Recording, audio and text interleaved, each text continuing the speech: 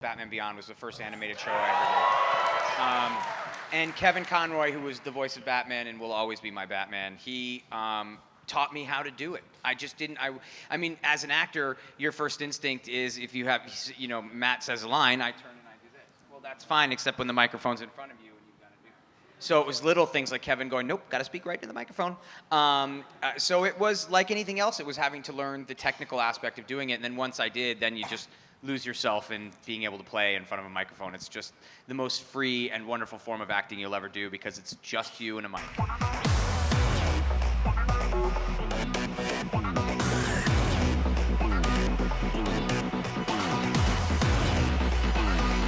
Well, welcome to Columbus, everybody. Thanks for being here today, spending the time on stage with us, giving us the opportunity to not only get to see you and meet you, but ask you some questions and spend some time with you. And we really appreciate you being here. Is this anyone's first time in Columbus, or? It's my first time in Columbus. My first time in Columbus. Yeah. Ooh, Yeah. First time. Yeah, definitely. Wow. All right. Well, welcome to OH. There you go. Yeah. Awesome. I learned that on the plane ride. When we landed, everybody did it. And I was like, whoa, that was cool. So that was really cool. So this is really nice to get a chance to speak with you again. This is a Q&A for the crowd, and we'll be opening up to them shortly. But I do have some questions prepared that I'd like to ask pertaining to the show. But before we get into this, just how's everybody doing? How's life? Good. Who wants to take that? Yeah. Life is really good. Oh my gosh. We're a happy bunch. I had a great meal last night in North Short. Okay. Yeah, we walked around a little bit, and it was gorgeous. Yeah. So I also like the rainy weather, so it's good weather. I'm feeling in the holiday spirit. There's a really good taco place across the street called Agave and Rye. Oh, yeah. If you haven't been there, go. It's absolutely amazing if you're a foodie. Yes. Yeah, you're a foodie? I am. Yeah? I like food, yes. You spend a lot of time in the kitchen? Like, no, I don't cook. You don't cook? No. Just, you consume. I eat a lot of food. Okay. Correct. Yeah, I didn't realize when foodie meant I also cook it. Well, maybe. I don't know what it means. I mean, I don't know what half the stuff I say most of the time. I just make it up as I go along. Here we go. So I do have some questions for all of you, and if you don't mind just, working with me for a moment, and then we'll pass it over to the fans. So I guess we'll start here with Danielle, since you're the closest to me. But, Topanga's known for being a strong and independent character on the show. How did you approach portraying her evolution from a quirky outsider, the hippie character, to a confident and empowered woman throughout the series? Yeah, well, I think as the series progressed and Topanga became more mainstream or quote-unquote normal, I missed some of the quirkiness of early Topanga. I thought that's really what kind of separated her and made her unique. And it's always my favorite thing when people come up to me and say, thank you for letting me know it was cool for me to march to the beat of my own drum. Like, that's the lesson that I think Topanga left for especially young girls and women that means the most to me. And I think Topanga, as she evolved, kind of just became more and more like Danielle. Like normal Topanga was really just who Danielle was. And by the time we got to Girl Meets World, Topanga was just Danielle, for sure. That's just who I was. Danielle with a law degree. Yeah, exactly. Correct. And now maybe I just need to get a law degree. Awesome. I will go over now to Ryder. Now, Shawn Hunter, he went through a lot of challenges and growth as his character evolved throughout the show. How did you navigate portraying the complexities of Shawn's character, especially considered his troubled background? Poorly. I was a pretty angsty kid myself, so I was very emotional, and like even though I had a really good life in retrospect, I was very uptight and worried all the time, and so I don't know. I did enjoy the acting challenge. Like I liked that they gave me more drama. That was always fun. But they were actually pulling a lot from my real life too. And we realized, and now I'm watching the show for the first time, and I'm realizing more and more. They're like, did they take that from my life? It's like, yeah, they did. Did you realize that at the time? That No. I was just doing a job, and like if anything, I was sad because I was away from home. Because I'm from Northern California, so being in LA doing the show was always like such a drag for teenage me. Which is, yeah, like I said, in retrospect, ridiculous. But no, it was fun. I gravitate towards more drama as an actor anyway, so it would fit perfectly to be that character on the show. Yeah, awesome. Thank you. I guess we'll go to Trina. So your character, Angela, came into the show a little bit later into the mix, and of course, the relationship between your character and Shawn was an iconic relationship. I I just wanted to speak really quickly about that relationship, and it had its ups and downs. How did you approach the emotional aspects of their storyline, and do you have any memorable scenes that stand out to you? Well, I have some memorable moments. I remember one time Ryder really supported me in a scene. We were kissing. There was one season we were just kissing the whole, season. And I wasn't having the greatest day, and I had to say some line, and I wasn't saying it right. And Ryder gave me a note on how to make it funny. And I said it, start kissing, and the producers, everyone loved it. And so, the memories that I love the most about Boy Meets World that moved me are when everyone was unified and we were working together and we were supportive of each other. We really did have those times, and those are the things that I cherish. Awesome. Thank you so much. Will. Eric Matthews, of course, hilarious character, the older brother. He provided much of the show's humor. I wanted to ask you, how did you approach balancing the comedic elements with the more serious moments in the series? Poorly, I think.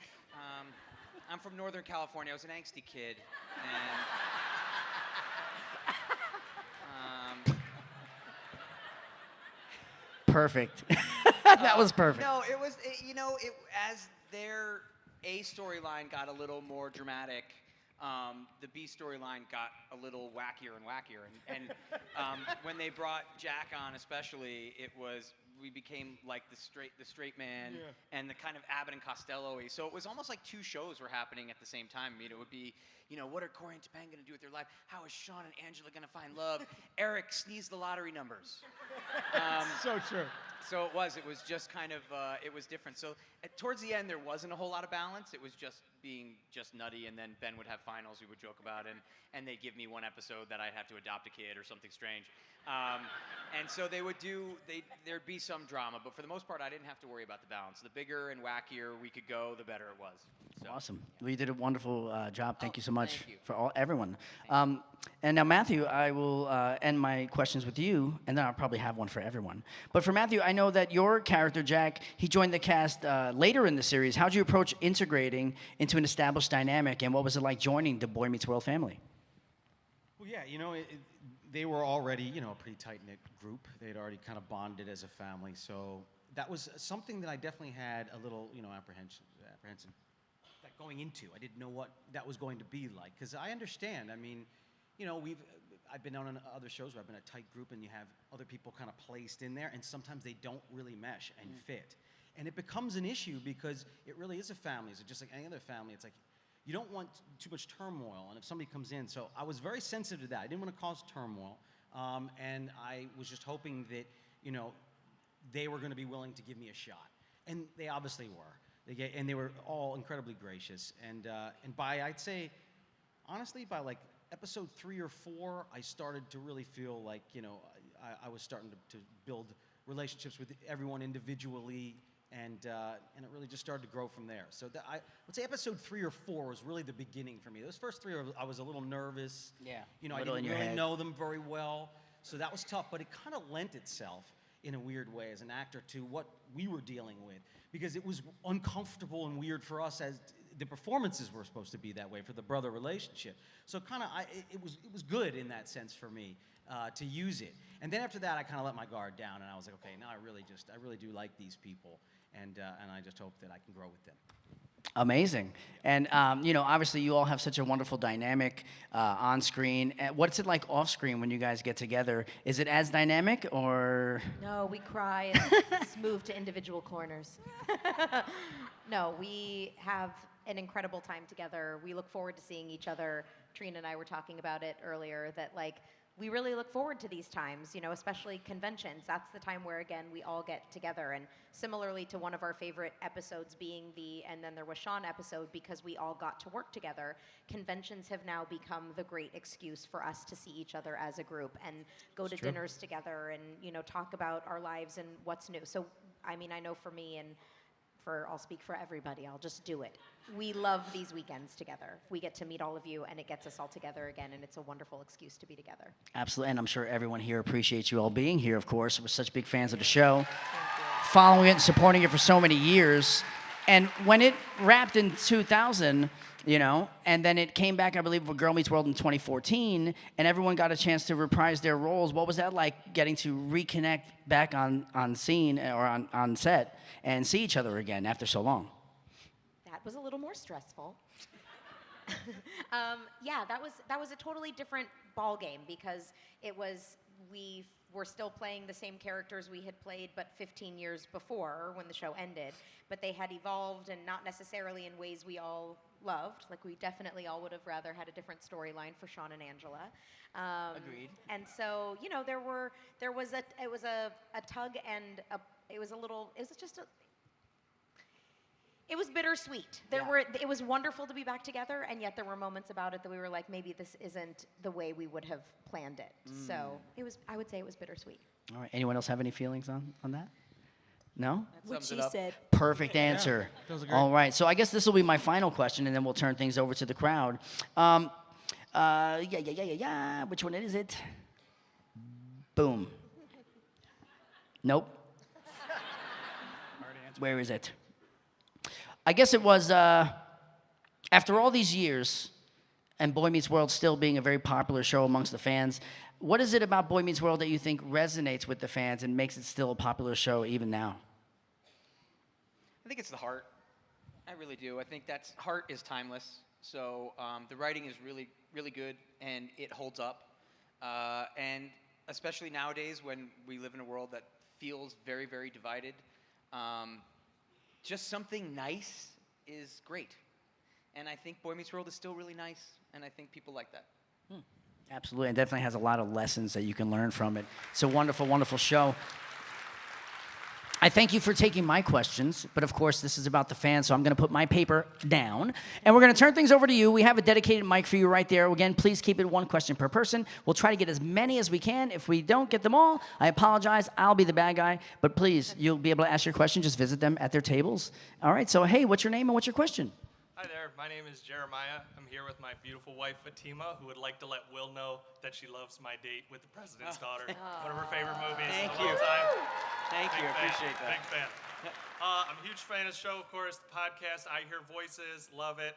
Part of the reason I'm a history teacher today is because of Mr. Feeney. Oh, that's Love so Mr. great. Feeney. Yeah, That's great. Yeah, thank you. So I wrote my question down because I'm so nervous, all right? So I know you guys said on the podcast that Bill Daniels was all business all the time, and I really have a question for the ones who are in the final scene, because I could obviously see Danielle's emotions on screen.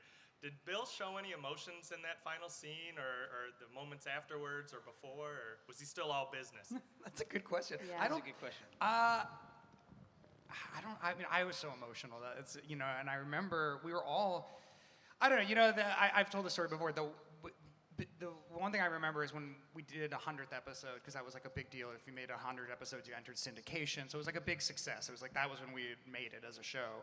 And I ran into Bill outside, and he was leaving, and he was like, "All right, well, I love you." And I was like, "I love you too, Bill." It was like such an amazing moment, you know. And it was like that was one of the few times when he let the guard down, and that was for the 100th episode. And then that last scene, yeah, we were all a mess, but I think he was still pretty cool. He was pretty cool, but he does get choked up before he says, "I love you all."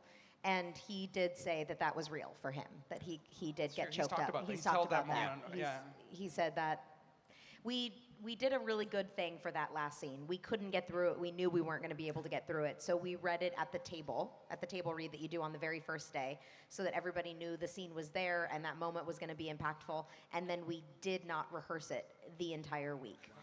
So the take that you see that's on the show was the first and only take and even rehearsal we ever did of that scene since the table read. So all of those emotions, me bursting into tears. And Bill made a mistake too. He did, yeah. He reaches his hand out to shake my hand before it hit the cue. So he actually does it early, Yeah. and then has to sort of like redo it again. So that's like a little mistake in that, because we only Yeah. had the one take. Little Easter egg, yeah.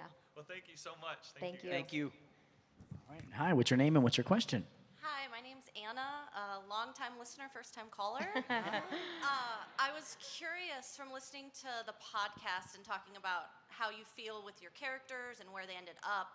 Were there any storylines that you pushed back on that you didn't feel was true to your character, or any scenes maybe where you talked with the writers and they didn't end up being a part of the show because you just felt it wouldn't have been true? Good question. I feel like didn't you have Yeah, something? I have one. I actually pushed back once, and it's the only time I've ever said I wouldn't do anything. I wouldn't do something, and it was the World War II episode. They had originally written it where Eric goes to the war with Jack and the rest of them, and is just acting ridiculous in the foxhole, and I said, my father was in the military. I'm not going to do this. So they completely wrote Eric out of that. He ended up staying home, I think, because he had flat feet or something like that. But it was the only time I ever said, I'm flat out not doing this. And to the writer and producer's credit, they went, no problem, we'll take it out, and they did. Yeah. I don't really remember ever pushing back on anything. Yeah. You did. Yeah, I pushed back to get my poems because they had written some really bad poems for Shawn. And I was like, they took that from my life because they knew at the time I was doing poetry readings and stuff. And they were like, oh, we'll make Shawn a poet. And then they wrote these horrible poems. And I was like, that's not cool. I thought the poem was really good. No, wrote it. I Because wrote they the ones used that we his. used. I'm saying, They the actually original used ones you his, thought were yeah. good? You remember? I'm sure they're out there in the script form somewhere. I don't know, yeah. I just remember, and it wasn't even like about the poems. It was like, you're taking this part of my life. And then you know, you're gonna write And then it. you're gonna write it. So I was like, let me try. And then I ended up writing the poems, which was but yeah, I'm trying to think of other times when, I mean, I remember pushing back, but nothing changing. Being like, dude, I just remember complaining. I was like, Shawn's been through this so many times. He's really running away again, or whatever. You know, it's like, how many times are we gonna mess up this? And I remember saying, like, I feel like I'm saying the same lines every week, but they didn't change them. So, Okay, well, thank you. Thank you. Thank you so much. Hi, step on up to the mic. What's your name and what's your question? My name's Hazel. What was the most difficult scene you ever had to film? I mean, I hear we worked with a bear and had honey dumped on my head. I Yes. feel like that would have been hard to do, but I have no memory of it. I have no idea why. I don't know how I've forgotten being like working with a bear that was behind Yeah. an electrical wire. yeah, because you remember working with a pig being very difficult. Anytime The you work with pig. animals, kids and animals. Yes, kids and Yeah, animals. we were the kids, so. Yeah, the pig, I do remember. Pig That was was hard. difficult. Ben and I had the worst time during the wrestling episode Oh, because yeah. we were filming that during a real wrestling match, and we didn't realize that Vader was a heel, or is that the right term? I should have just learning the gone. terms. I could have kept Sports talking. ball terms. I He's had to learning sports ball learning. terms. So Vader was a bad guy, and when we got out there, people recognized us from our show, and they were like, Corey, Shawn, you suck! And we're like trying to keep acting and stay in character. We had to do multiple takes. It was horrible. We were so nervous. For me, what was really difficult was when we did the Scream episode, or they call it, and then there was Shawn. And the reason why is because I was pregnant, and I had to run back and forth in the hallways and stuff, and it was just, I could feel my baby like jiggling, and it was kind of an odd thing, but yeah, that was probably the most difficult one for me. Mine was probably when they decided I somehow could do Shakespeare. And I remember the table read, and I read the first monologue, and I just heard our executive producer go, really?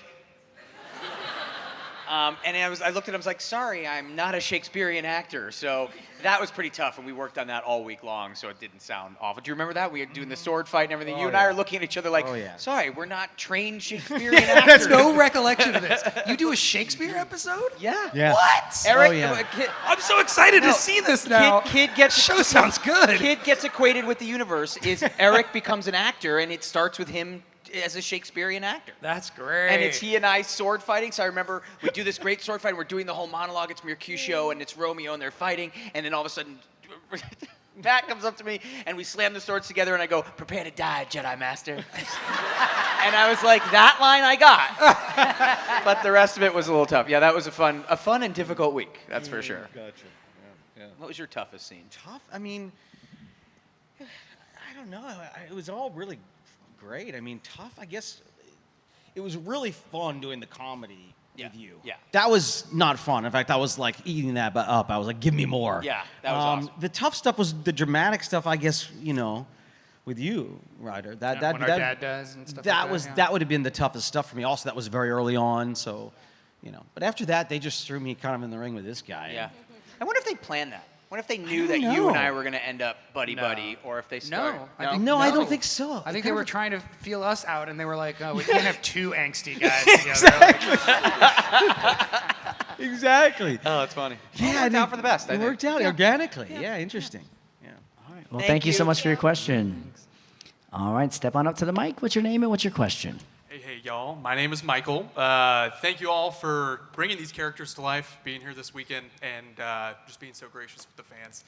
I think this has been addressed to some extent on the podcast, but my question is, given the variety over the 7 seasons of the opening credits, what is your favorite version of the opening credits?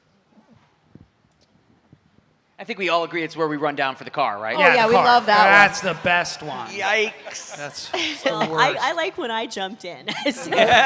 And we were roller skating. I thought that was really fun. What? Roller skating? Did we roller skate? I was on roller skating. Were you guys in this show? I'm not You- sure. I don't remember that. When did you Anybody roller remember roller skate? Matter, you were roller skating with me. No, I wasn't. What are you talking about?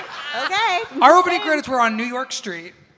Yeah, we Where were we were- roller skating. we There was roller a scene where we're roller skating, and I'm like, We'll yeah. see. Really? I'm not crazy. Yeah, I those were swear. so for the final, what ended up being the last 2 years closing credits, which we redid for the 7th season. It was 6th season, then 7th season. That was the street where it was called New York Street, where Yes. they where Seinfeld would do their exteriors of New York. Yeah. And so they made it look like Philly by changing nothing. And and then we went and just they had set up all these scenes for us to do, like Yeah. dump water on each other. But what they didn't tell us was that they were also filming us when we were just hanging out. Like, so Right. they were filming us. It's shot on 16mm film, and they told us that they were making a documentary on our director or something. Right. And meanwhile, it was a woman who was just filming us secretly. So a lot of those moments where we're laughing or talking are actually just us hanging out. Yeah. So that's by far the best opening credits because it feels natural and it's like it's us, you know. I also agree. like season 1 with the circus song. It sounds like It's crazy. Oh my God, when we watched it, I was like, was it always this I loud? know. Yeah. that one too. Or Oh we my just God, it's a old. nightmare. Yeah, between that song and the season 6 and 7 Yeah. credits, that's the best. I agree. I liked when we were all together. I like that stuff at the end when we were all together. That was great. Thank you, guys. Thank you. Thank you so much. All right, hi, what's your name and what's your question? Hi, my name is Amara. Okay, so once the time machine is built, if you could go back and write an episode of the show, what would be like the basic storyline? What would you like to see happen that didn't happen? Gosh, we should do a whole episode of the podcast that's this, where we just Please, brainstorm. let us just steal that for the Let's podcast. just write it. Okay. Wow. Okay. Go. I mean, it would probably be the Yale situation. Yeah, Yeah. let's go. I think we'd go right back to Yeah. Topanga going to, and we would. We just said this the other night. Yeah. I think it would be that Corey follows her to Yale. Yeah, and he's Topanga just, goes to yes, Yale and he she follows tries to- her. yeah, and then maybe Shawn ends up there. So, like Yeah. we all end up in like a college town there. Right, and Corey's a little bit of a fish out of water in Topanga's universe. Right. At Yale. That'd be what That would I'd be write. cool, yeah. Yeah, I think that'd be pretty good. I don't know how we'd get you guys there, but we'd figure it out. That's fine. We don't need to be on the show, Ryder. That's fine. Trina, what would you do? Oh, I don't know. I guess I would have liked to have seen me and Shawn possibly go on and get married and divorced and remarried or something. That sounds good. I like that. That kind of thing. That's awesome. I like really weird episodes of television. They're some of my favorite ever. News Radio did these great. You know, once or twice a season they would do something where all of a sudden it would be an intro by Phil Hartman who would just say, hey, let's pretend for tonight News Radio takes place on the Titanic. And then they do an episode on the Titanic. Like, it was just weird. So I would love to do something where it's like Eric's fever dream. And as he's asleep, the entire cast ends up on different sitcoms throughout history. So it's we all wake up on Mary Tyler Moore, we all wake up on MASH, we all wake up on Cheers, like something like that. Happy Days. Happy Days, yeah. It would just be really, really weird, and it would just end with Eric waking up and being like that's his every night of sleeping. It's just totally normal for him to watch TV in his head of random things, but with all of his friends in the cast. So I think something like We that could do a would be whole funny. season where every episode is a different Yeah, TV show. you could do a different TV That's show. It would funny. just be, it would be fun. So something like that would be cool. Why are y'all looking at me? Because it's your turn to answer the question. I mean, I don't have like something so cool and introspective like a dream sequence. Oh, okay. All of us showing up on these amazing other television shows. Now I'm like, wow, that was amazing. Sorry. You know what? But I do have a solve to get us to Yale with them. What? Basically, we show up and you say any preposterous thing, and it just gets us right into the story. Okay, there you go. It's so true. That's how they would have done it. It is. It's absolutely how they would have done it. That's all I and got, out of guys. nowhere, Feeney's the dean of that school. Exactly. And all the teachers. Yep. Yeah. Great That's how we question. roll. And we are stealing that. It's now trademark Pod Meets World. Thank you very much for joining. Thank you. Thanks. Thank you so much. All right, hi. What's your name and what's your question? Hi, the name's Liz, as I've seen you guys around. We've talked about you guys. You've got the Brotherly Love podcast. You guys have got Pod Meets World. As somebody that wants to that you've inspired to start a podcast, tips, advice, help. Just pick up the mic and talk, girl. Yeah. No, you know what? Great You know what advice. I would say you release a lot more episodes than you think because people like consistency. You know, I did a podcast for 10 years that nobody listened to, and I think in part it was because we released like when we felt like it. You know, we're like every couple of weeks. Whereas Pod Meets World, we release every week, twice a week, and it's you build up a relationship with your podcast and your listeners. So I would say release more than you think, at least once a week, and just keep pumping them out. Trina's advice is great. Pick up the microphone and just start talking. It's true. I mean, that's how you got to start. Figure out what you want it to be about. If you want to do it with somebody else. If one of the things that we realized that was super helpful in the beginning is, have a quote unquote leader. Danielle kind of drives the conversation that you can't have three people just talking over each other. So she kind of keeps us on track. I mean, once you hit those little key points, then it is just about picking up the microphone and starting to talk. I think consistency, is very important. But I think also don't get into your head about what you think people will like. Stay true to who you are because that'll become your niche and you'll draw people in. And that's really, really important, okay? Really stay true to what you feel that you want to talk about. And just let it all out and don't be, people also really respond to when you're really open. You got to really, really be open with people so they can feel like they really know you. And once they connect with you, and then you have that responsibility of continuing. You don't want to ever stop. Like that's the consistency part. You got to stick it through for the community. And that's it. And when it comes to the talking over part, we talk over each other a lot. I am aware. So I apologize on that note. But We hey. try not to talk to her. That's it. It's a goal. We don't always achieve it, but it's a goal. That's really it, And I really think you got, a big future in podcasting, have you? Yes. So go forward Well, and just go after it. hopefully you are wearing a red Star Trek shirt, so hopefully you even just make it back to the ship. Yeah. So Let's true. be honest. So true. Yeah. Thank you guys. Thank you for your question. All right, hi. What's your name and what's your question? My name is Clark Howard. So my dad is a history teacher because of Mr. Feeney. Yes. Nice. I was wondering, he learned a lot of lessons from Mr. Feeney. Did any of you guys learn any lessons from Feeney? Quiet on the set. Yeah, exactly. Yeah, that's what Will's like. I always make the same joke. Yeah, stay out of my dressing room. But no, I mean, we did. Bill and I have actually had this conversation before because he actually flat out asked me one time. He said, what did you learn from me? He really did ask that. And it's one of the things that I told him was we learned how to be professional, but Bill taught by example. It was one of those things where he was never late. He knew his lines. It didn't matter, he's just on a sitcom. That was never Bill. It didn't matter what he was doing. He was a professional through and through, and he expected us to be professionals through and through. I don't care that you're 11. You have a job.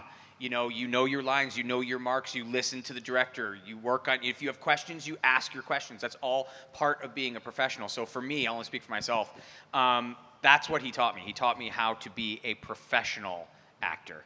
Because that's super important. And it was something where when I left Boy Meets World, I would go to other shows and I would get complimented on things like not being late. Things where they were burned into me by watching Bill to not be late. But it doesn't happen a lot in Hollywood. So you'd get a director coming up going, thanks for being on time. And it was like, thanks for being on time. So yeah, that's what he taught me. He taught me how to be a pro. Yeah. Thank you. Thank you for your question. All right, hey, step on up. What's your name and what's your question? My name's John. Will, Ryder, and I know Ben's not here, but in your guys' opinion, did any of you guys get hurt in the first season jumping on the couch and over the couch and all that stuff? Not really. No. No, not really. We used to throw ourselves into air. We loved doing stunts. Yeah. Yeah, like we just watched the episode where Will and Ben got into a fight, which we didn't even really remember. Yeah. But like I remember when I had a fight with Ben, it was so fun. We're like, yeah, let's make it look real. Yeah. I loved all And then that you stuff. still just end up kind of wrestling. Yeah, you you just know, kinda that's it. tussle That's it. the- yeah, that's, My favorite parts was when Will would jump over and like start talking to the pretty girl that came in, you know, jumping on the couch. Yeah. Yeah. Yeah, that was good. Yeah, they have a different girl every week for Eric, didn't they? And then they hit a spot where there was never a girl again. It was so strange. Like, no, he's dumb. What was that? Rachel. I thought somebody yelled Russell. I was like, that's okay.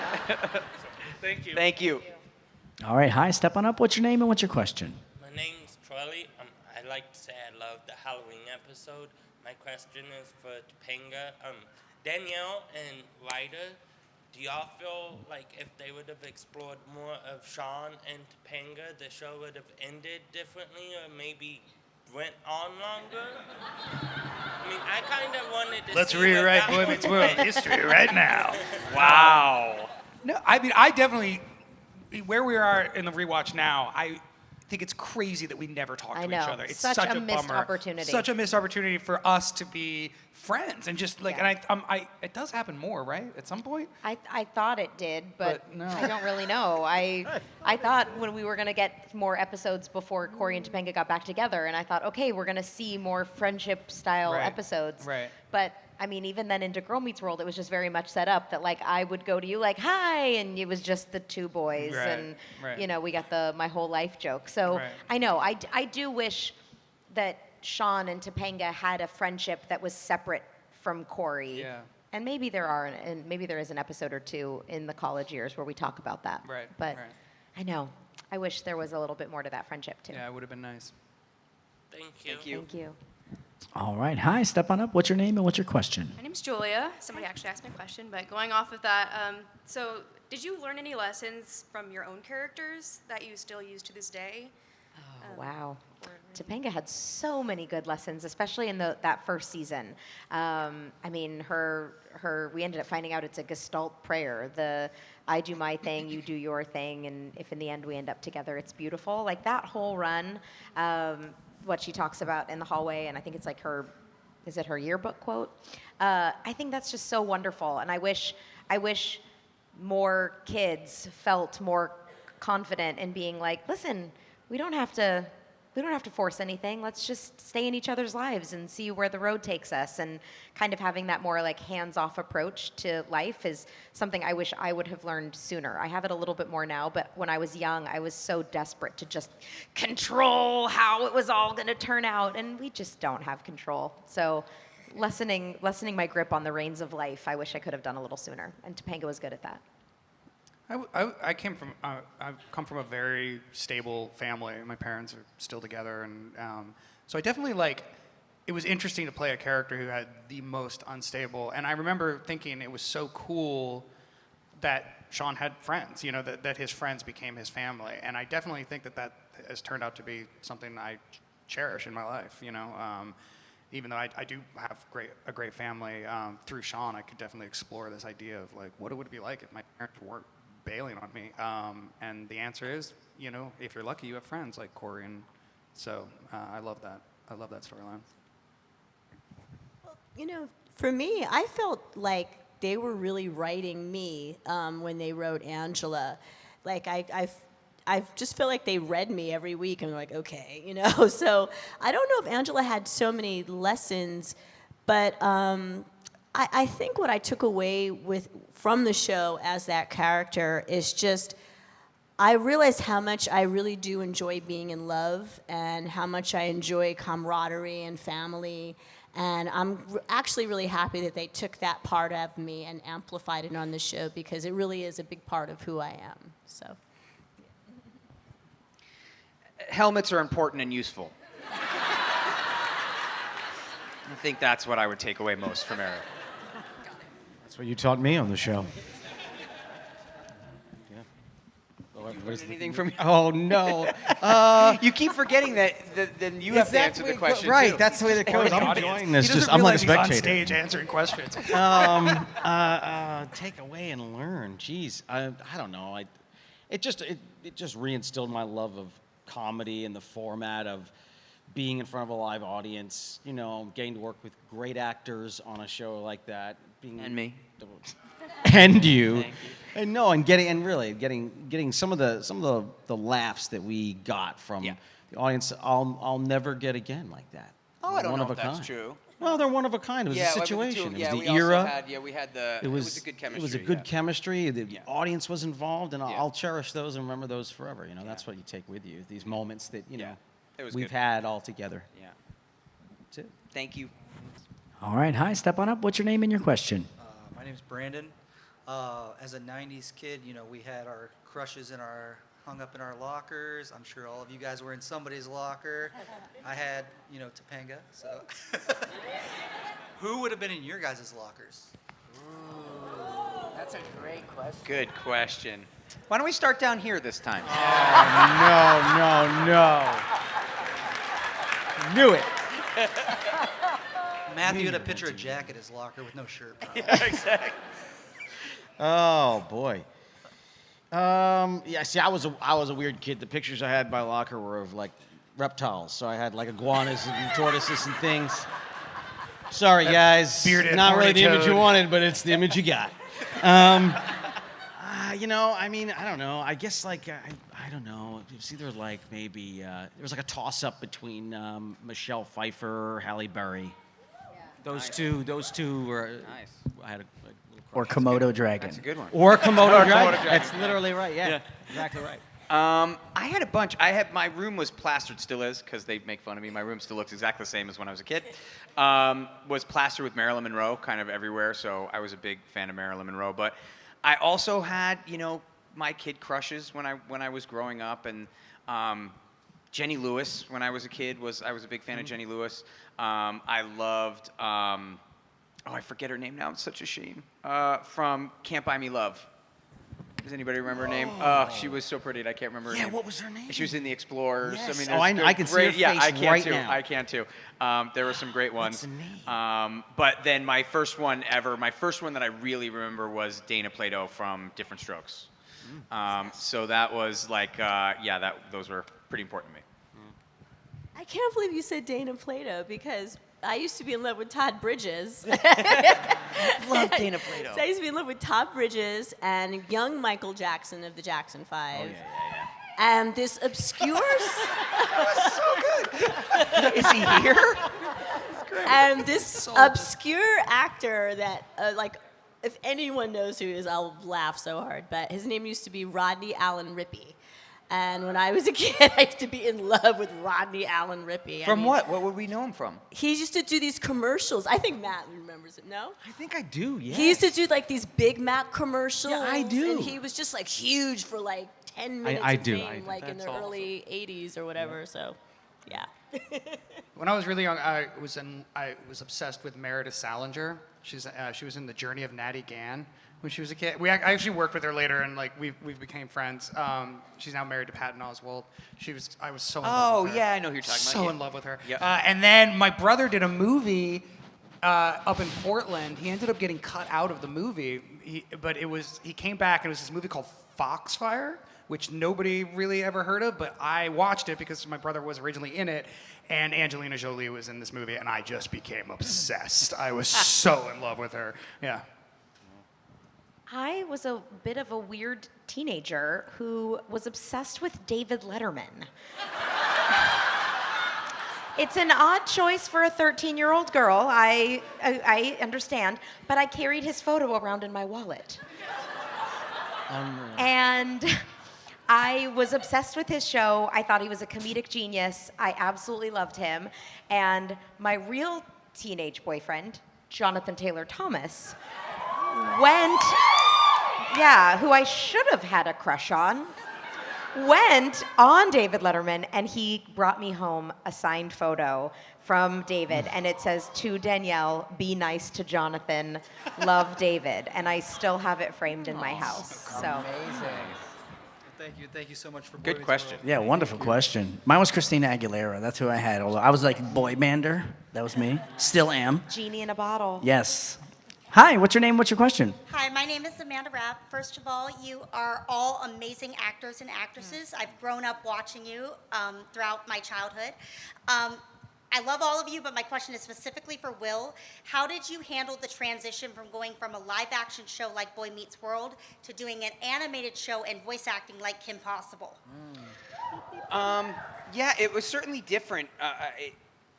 Kevin Conroy so the first show I did was a show called Batman Beyond. It was the first animated show I ever did. And Kevin Conroy, who was the voice of Batman and will always be my Batman, he taught me how to do it. I just didn't. I mean, as an actor, your first instinct is if you have, Matt says a line, I turn and I do this. Well, that's fine, except when the microphone's in front of you and you've got to do it. So it was little things like Kevin going, nope, got to speak right to the microphone.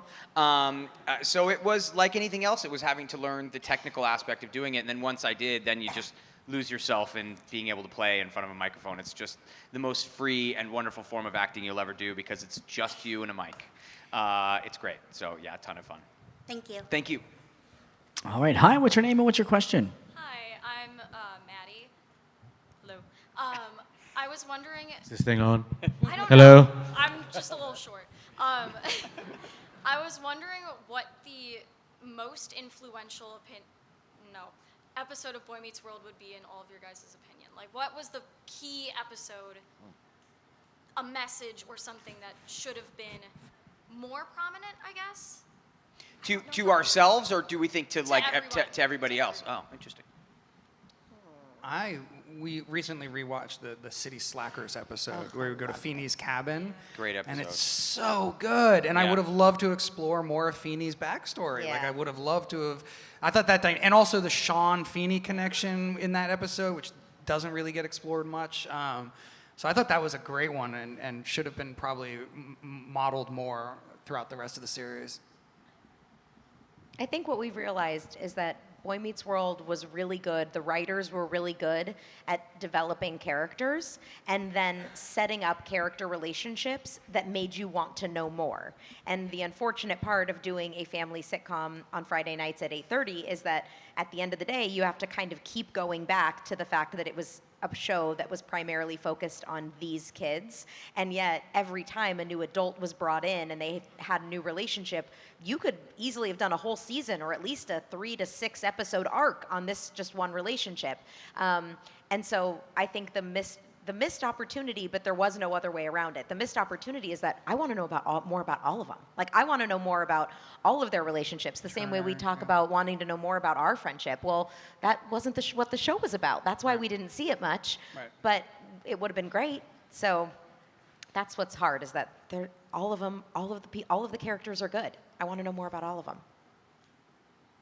I mean, there's so many good episodes. The ones I always think of is when Shawn was drunk. Because I think, it's really interesting on a show like that to touch upon teenage addiction, and I thought that was pretty brilliant the way they did it. And I think he had like 2 episodes where he was a little out of hand, but he always came to the right conclusion, and with his friends and with the help of the Matthews family, and I thought that was pretty cool. Yeah, there was the Ariana Richards episode where she dealt with abuse. That was something that was, I think, very important. But one that I always thought was interesting was Angela's Ashes. Oh, yeah. Because you learn her father's in the military, and there's a whole group of, I did not have to do this, my dad was in the military, but we didn't move, but there's a whole group of people out there who are in military families who have trouble making friends and are moved constantly, and their parents are quote-unquote absent because they're out defending our country. So I think they could have explored that aspect a little bit more of her family life, because you do have trouble. I had a friend for 6 months, when I was growing up, because you become very good friends and then they're gone. And there's something I've spoken to a lot of the military kids that are like, oh, I purposely didn't make friends because I knew I'd bail. So I think there could have been something there that would have been explored a little more. Again, you got to do something. 20 minutes to prepare. I mean, take away. I mean, I think that's what was so wonderful about the show, is that there was a message in every episode. That's the key to the entire show is you have incredibly relatable characters. You've got great people to execute those characters, and then you have a really good message. You know, you can't make people laugh without having some sort of emotional attachment. And I think that's the key with the entire show, is that there was a message for every episode. So it's hard for me to pick one out. You know, I loved the fact that they addressed, you know, brothers not knowing each other and having a stressed, estranged relationship. I liked that then they, you know, addressed all this kind of like bromance type of stuff with us, but in a cool way. And then we got to laugh about it. And it was just, you know, every show really had a cool message. That's what I would say. All right, thank you. All right, thank you. And unfortunately, we are out of time. I mean, we're running down to the final minute here. So if you didn't get a chance to ask your question, I do apologize. But make sure you visit them. They'll be here for the rest of the weekend. You can visit them at their table and ask your question. But I believe, pending that our photographer is here, we'll be taking a stage selfie with everybody. So if you're still in line, well, hold on, both. Oh, wait, hold on. Have a seat, have a seat. We're still got 30 seconds left. Is there anything we'd like to leave the crowd with? Anything we got coming up? Anything we should look forward to? Guys, come on. Pod Meets World. Pod Meets World. Brother love pod. Pod to pod. I gave the Do Feeny a call Feeny to the call. girls on Girl Meets World. It's theirs. They have to do the Feeny call now. Sorry. Pass the torch. Pass the torch. Sorry. All right. Well, Sing Good Looking Guy. Sing the birthday song. You could do the Good Looking Guy. There you go. all right. Well, with that said, thank you so very Thank much you to guys cast so of Boy much. Meets World. Give them a big round of applause for being here today.